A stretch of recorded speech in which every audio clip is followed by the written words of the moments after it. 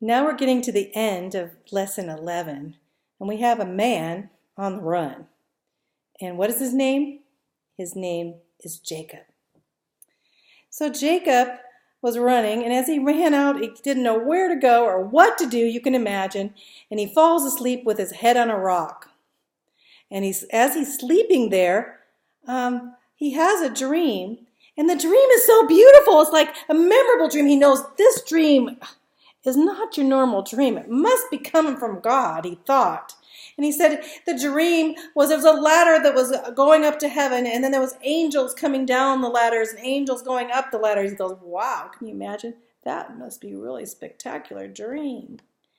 And then there was a promise in the dream to give this land to Jacob's descendants. He's thinking, wow, how could this be? So he has this. God is trying to get a hold of Jacob. And of course, he's already been Mr. Trickster, Mr. Conniver. And what goes around comes around, right? So he goes in to where his mother had sent him, into this land, and he finds his Uncle Laban. And Uncle Laban, of course, he is a conniver, just like Jacob, a trickster, just like Jacob. Well, Jacob falls in love with this beautiful daughter named Rachel. And he's like, oh, can I marry your daughter? And Laban's like, well, if you work for me, I'll give you 7 years. Come and work. And you work really well and do a good job for 7 years, I'll give her to you as your bride. So Jacob's like, oh, okay, I love her so much. I'm going to go. And he worked for him very hard. He worked those 7 years. 7 years came up and he goes, okay, now we can have a wedding. He goes, okay, we'll have a wedding. So they had a big wedding. And of course, in those days, the bride was all veiled. So you couldn't see the bridegroom couldn't see the bride until after the wedding. But after the wedding, that evening, he had married the wrong sister. He married Leah. And Leah wasn't your snap-eye, like, good-looking sister. And so he was like, what? You tricked me, you conniver. You connived me. I want to marry Rachel. He says, well, you can have Leah for number 1 wife. Number 2 wife. If you want Rachel, you got to work another 7 years for me. You think he did it? Yeah. He worked another 7 years. He loved Rachel so much. Worked another 7 years. After 7 years, he did marry Rachel. But Laban started getting so angry with him, with this whole thing, with his daughters, because basically Jacob says, I'm leaving you. I'm tired of you working for you, and everything I do, you take.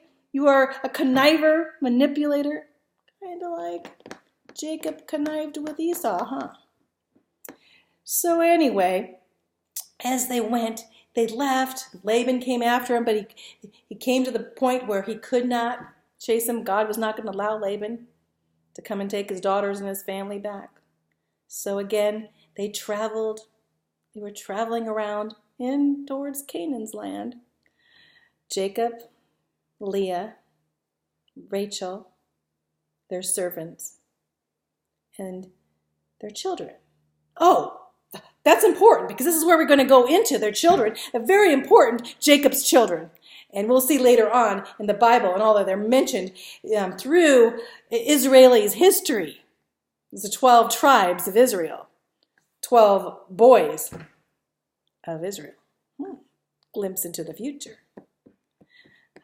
So Jacob became wealthy, and after he left, he had first his sons of Leah. Leah had children, his wife that he was connived into marrying, Leah, you can think, and she loved Jacob.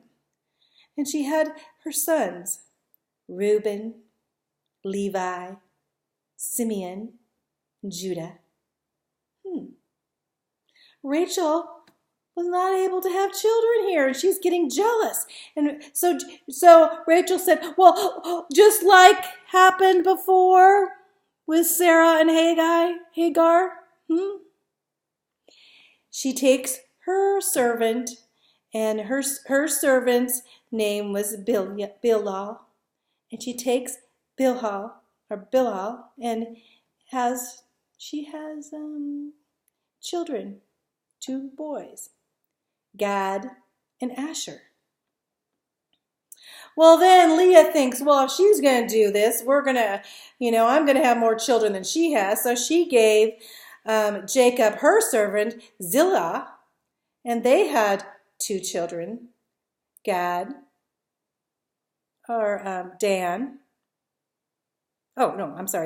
Zebulun